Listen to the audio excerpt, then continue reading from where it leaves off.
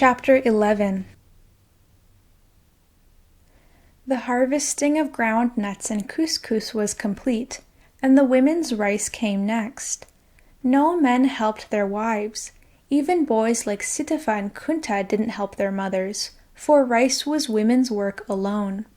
The first light of dawn found Binta with Genke Ture, and the other women bending in their ripe fields and chopping off the long golden stalks, which were left to dry for a few days on the walkway before being loaded into canoes and taken to the village, where the women and their daughters would stack their neat bundles in each family's storehouse. But there was no rest for the women even when the rice harvesting was done, for then they had to help the men to pick the cotton, which had been left until last so that it would dry as long as possible under the hot sun and thus make better thread for the women's sewing. With everyone looking forward to Jafor's annual 7-day harvest festival, the women hurried now to make new clothes for their families. Though Kunta knew better than to show his irritation, he was forced for several evenings to tend his talky, pesty little brother Lamin while Binta spun her cotton. But Kunta was happy again when she took him with her to the village weaver, Dembo Dibba, whom Kunta watched in fascination as her rickety hand and foot loom wove the spindles of thread into strips of cotton cloth. Back at home, Binta let Kunta trickle water through wood ashes to make the strong lye into which she mixed finely pounded indigo leaves to dye her cloth deep blue. All of Jafor's women were doing the same, and soon their cloth was spread across low bushes to dry, festooning the village with splashes of rich color, red, green, and yellow as well as blue. While the women spun and sewed, the men worked equally hard to finish their own appointed tasks before the harvest festival, and before the hot season made heavy work impossible. The village's tall bamboo fence was patched where it was sagging or broken from the back scratching of the goats and bullocks. Repairs were made on mud huts that had been damaged by the big rains, and new thatching replaced the old and worn. Some couples, soon to marry, required new homes, and Kunta got the chance to join the other children in stomping water-soaked dirt into the thick, smooth mud that the men used to mold walls for the new huts. Since some muddy water had begun to appear in the buckets that were pulled up from the well, one of the men climbed down and found that the small fish that was kept in the well to eat insects had died in the murky water. So it was decided that a new well must be dug. Kunta was watching as the men reached shoulder depth in the new hole and passed upward several egg-sized lumps of a greenish-white clay. They were taken immediately to those women of the village whose bellies were big, and eaten eagerly. That clay, Binta told him, would give a baby stronger bones. Left to themselves, Kunta, Sitafa, and their mates spent most of their free hours racing about the village playing hunter with their new slingshots, shooting at nearly everything, and fortunately hitting almost nothing. The boys made enough noise to scare off a forest of animals. Even the smaller children of Lamin's Kafo romped almost unattended, for no one in Jafor was busier than the old grandmothers, who worked often now until late at night to supply the demands of the village's unmarried girls for hairpieces to wear at the harvest festival. Buns, plaits, and full wigs were woven of long fibers picked carefully from rotting sisal leaves or from the soaked bark of the baobab tree. The coarser sisal hairpieces cost much less than those made from the softer, silkier fiber of the baobab, whose weaving took so much longer that a full wig might cost as much as 3 goats. But the customers always haggled long and loudly, knowing that the grandmothers charged less if they enjoyed an hour or so of good, tongue-clacking bargaining before each sale. Along with her wigs, which were especially well made, old Nyoboto pleased every woman in the village with her noisy defiance of the ancient tradition that decreed women should always show men the utmost of respect.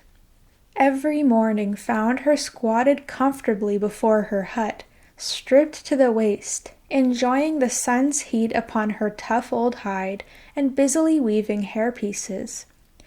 But never so busily that she failed to notice every passing man. "Ha!" she would call out, "look at that! They call themselves men. Now, in my day, men were men."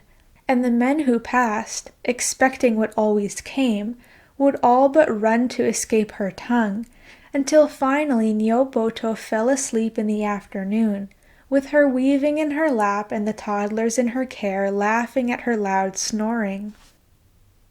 The second Kafo girls, meanwhile, were helping their mothers and big sisters to collect bamboo baskets full of ripe medicinal roots and cooking spices, which they spread under the sun to dry.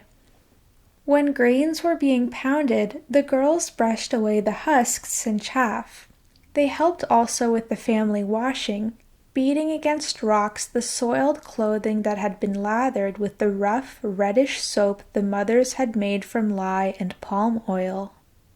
The men's main work done, only a few days before the new moon that would open the harvest festival in all of the Gambia's villages, the sounds of musical instruments began to be heard here and there in Jafur.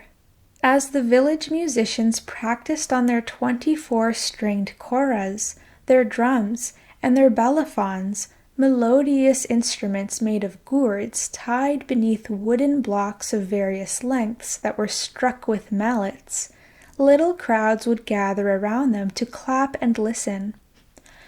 While they played, Kunta and Sitafa and their mates, back from their goat herding, would troop about blowing bamboo flutes, ringing bells, and rattling dried gourds.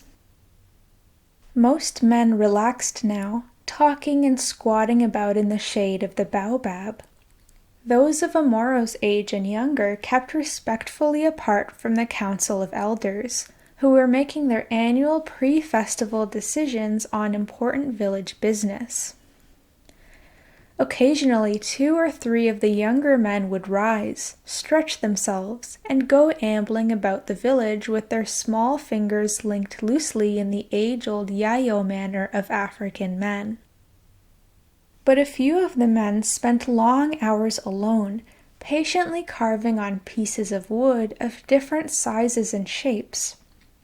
Kunta and his friends would sometimes even put aside their slings just to stand watching as the carvers created terrifying and mysterious expressions on masks, soon to be worn by festival dancers. Others carved human or animal figures, with the arms and legs very close to the body, the feet flat, and the heads erect. Binta and the other women snatched what little relaxation they could around the village's new well, where they came every day for a cool drink and a few minutes of gossip. But with the festival now upon them, they still had much to do. Clothing had to be finished, huts to be cleaned, dried foods to be soaked, goats to be slaughtered for roasting. And above all, the women had to make themselves look their very best for the festival. Kunta thought that the big tomboyish girls he had so often seen scampering up trees looked foolish now, the way they went about acting coy and fluttery. They couldn't even walk right, and he couldn't see why the men would turn around to watch them, clumsy creatures who couldn't even shoot a bow and arrow if they tried. Some of these girls' mouths, he noticed, were swelled up to the size of a fist, where the inner lips had been pricked with thorns and rubbed black with soot. Even Binta, along with every other female in the village over 12 reigns old, was nightly boiling and then cooling a broth of freshly pounded fudano leaves in which she soaked her feet, and the pale palms of her hands to an inky blackness. When Kunta asked his mother why, she told him to run along. So he asked his father, who told him, "The more blackness a woman has, the more beautiful she is." "But why?" asked Kunta. "Some day," said Amaro, "you will understand." Chapter 12. Kunta leaped up when the tabalo sounded at dawn. Then he, Sitafa, and their mates were running among grown-ups to the silk cotton tree, where the village drummers were already pounding on the drums, barking and shouting at them as if they were live things, their hands a blur against the taut goatskins. The gathering crowd of costumed villagers, one by one, soon began to respond with slow movements of their arms, legs, and bodies, then faster and faster, until almost everyone had joined the dancing. Kunta had seen such ceremonies for many plantings and harvests, for men leaving to hunt, for weddings, births, and deaths, but the dancing had never moved him in a way he neither understood nor was able to resist, as it did now. Every adult in the village seemed to be saying with his body something that was in his or her mind alone. Among the whirling, leaping, writhing people, some of them wearing masks, Kunta could scarcely believe his eyes when he saw tough old Nyoboto suddenly shrieking wildly, jerking both of her hands before her face, then lurching backward in fear at some unseen horror. Snatching up an imaginary burden, she thrashed and kicked the air until she crumpled down. Kunta turned this way and that, staring at different people as he knew among the dancers. Under one of the horrifying masks, Kunta recognized the Alimamo, flinging and winding himself again and again like some serpent around a tree trunk. He saw that some of those he had heard were even older than Nyoboto had left their huts. Stumbling out on spindly legs, their wrinkled arms flapping, their rheumy eyes squinting in the sun to dance a few unsteady steps. Then Kunta's eyes widened as he caught sight of his own father. Amoro's knees were churning high, his feet stomping up dust. With ripping cries, he reared backward, muscles trembling, then lunged forward, hammering at his chest, and went leaping and twisting in the air, landing with heavy grunts. The pounding heartbeat of the drum seemed to throb not only in Kunta's ears, but also in his limbs. Almost without his knowing it, as if it were a dream, he felt his body begin to quiver and his arms to flail, and soon he was springing and shouting along with the others, whom he had ceased to notice. Finally he stumbled and fell, exhausted.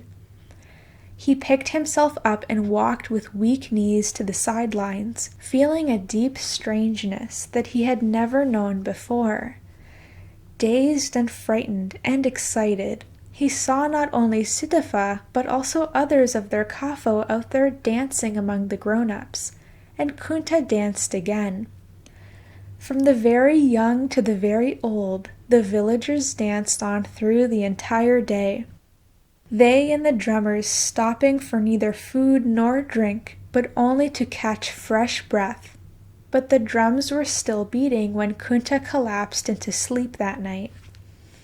The festival's second day began with a parade for the people of honor just after the noon sun. At the head of the parade were the Arafang, the Alimamo, the senior elders, the hunters, the wrestlers, and those others whom the council of elders had names for their important deeds in Jafur since the last harvest festival. Everyone else came trailing behind, singing and applauding, as the musicians led them out in a snaking line beyond the village.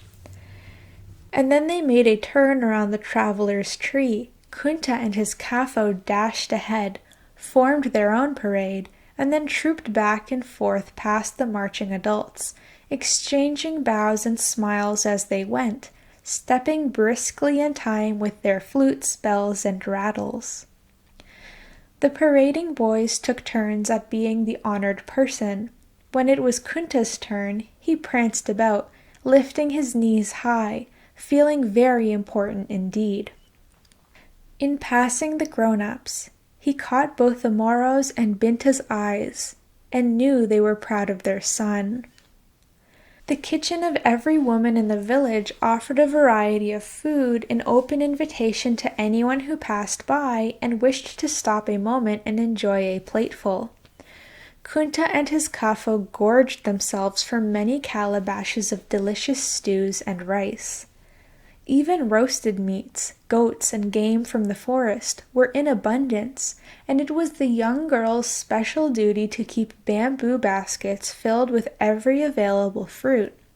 When they weren't stuffing their bellies, the boys started out to the traveler's tree to meet the exciting strangers who now entered the village. Some stayed overnight, but most tarried only a few hours before moving on to the next village's festival. The visiting Senegalese set up colorful displays with bolts of decorated cloth. Others arrived with heavy sacks of the very best quality Nigerian kola nuts, the grade and size of each determining the price. Traders came up the Bolong in boats laden with salt bars to exchange for indigo, hides, beeswax, and honey. Nioboto was herself now busily selling, for a cowrie shell apiece, small bundles of cleaned and trimmed lemongrass roots, whose regular rubbing against the teeth kept the breath sweet and the mouth fresh. Pagan traders hurried on past Jafur, not even stopping, for their wares of tobacco and snuff and mead beer were for infidels only, since the Muslim Mandinkas never drank nor smoked. Others who seldom stopped, bound as they were for bigger villages, were numerous footloose young men from other villages, as some young men had also left Jafur during the harvest season. Spotting them as they passed on the path beyond the village, Kunta and his mates would run alongside them for a while, trying to see what they carried in their small bamboo head baskets. Usually it was clothing and small gifts for new friends whom they expected to meet in their wanderings, before returning to their home villages by the next planting season. Every morning the village slept and awakened to the sound of drums, and every day brought different traveling musicians, experts on the Quran, the bellaphon, and the drums, and if they were flattered enough by the gifts that were pressed upon them, along with the dancing and the cheers and clapping of the crowds, they would stop and play for a while before moving on to the next village. When the storytelling griots came, a quick hush would fall among the villagers as they sat around the baobab to hear of ancient kings and family clans, of warriors, of great battles, and of legends of the past. Or a religious griot would shout prophecies and warnings that Almighty Allah would be appeased, and then offer to conduct the necessary, and by now to Kunta, familiar, ceremonies in return for a small gift.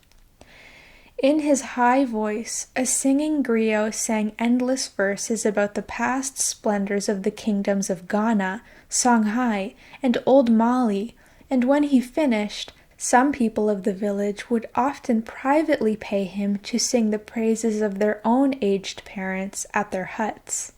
And the people would applaud when the old ones came to their doorways and stood blinking in the bright sunshine with wide, toothless grins.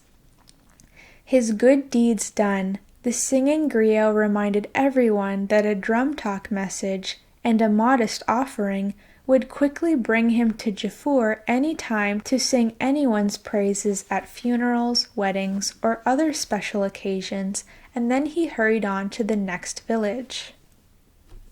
It was during the harvest festival's 6th afternoon when suddenly the sound of a strange drum cut through Jafur.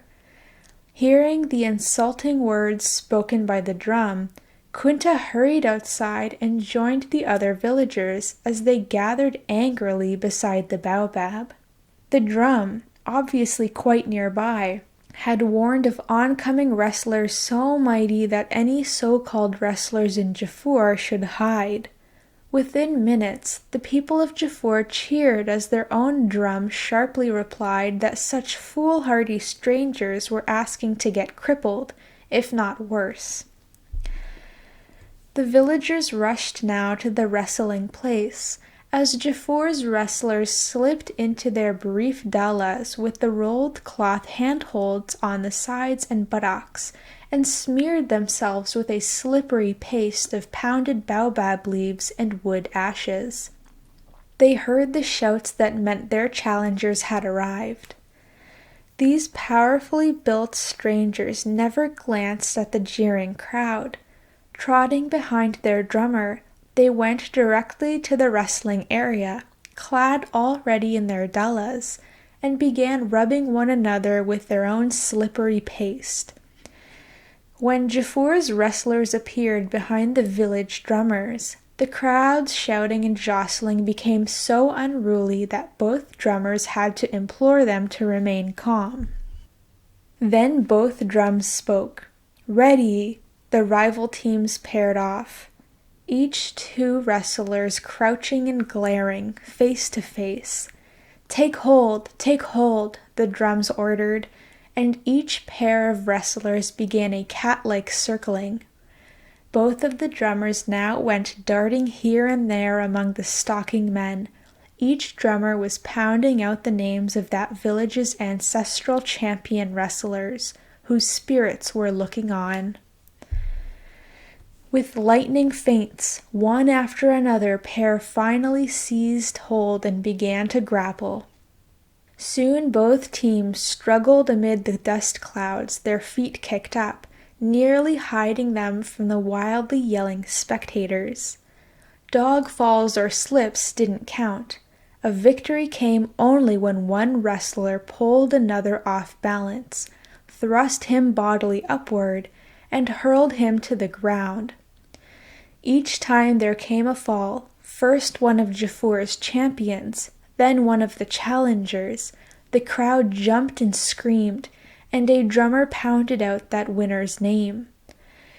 Just beyond the excited crowd, of course, Kunta and his mates were wrestling among themselves. At last it was over, and Jafur's team had won by a single fall, and they were awarded the horns and hooves of a freshly slaughtered bullock. Big chunks of the meat were put to roast over a fire, and the brave challengers were invited warmly to join the feasting. The people congratulated the visitors on their strength, and unmarried maidens tied small bells around all of the wrestlers' ankles and upper arms. And during the feasting that followed, Jafur's third Kafo boys swept and brushed to smoothness the wrestling area's reddish dust to prepare it for a Sioruba. The hot sun had just begun to sink when the people again assembled around the wrestling area, now all dressed in their best. Against the low background of drums, both wrestling teams leaped into the ring and began to crouch and spring about, their muscles rippling and their little bells tinkling as the onlookers admired their might and grace. The drums suddenly pounded hard. Now the maidens ran out into the ring, weaving coyly among the wrestlers as the people clapped. Then the drummers began to beat their hardest and fastest rhythm, and the maidens' feet kept pace. One girl after another, sweating and exhausted, finally stumbled from the ring, flinging to the dust her colorfully dyed Tico headwrap. All eyes watched eagerly to see if the marriageable man would pick up that Tico, thus showing his special appreciation for that maiden's dance. For it could mean that he meant soon to consult her father about her bridal price in goats and cows. Kunta and his mates, who were too young to understand such things, thought the excitement was over and ran off to play with their slingshots. But it had just begun, for a moment later, everyone gasped as Atiko was picked up by one of the visiting wrestlers. This was a major event, and a happy one, but the lucky maiden would not be the first who was lost through marriage to another village.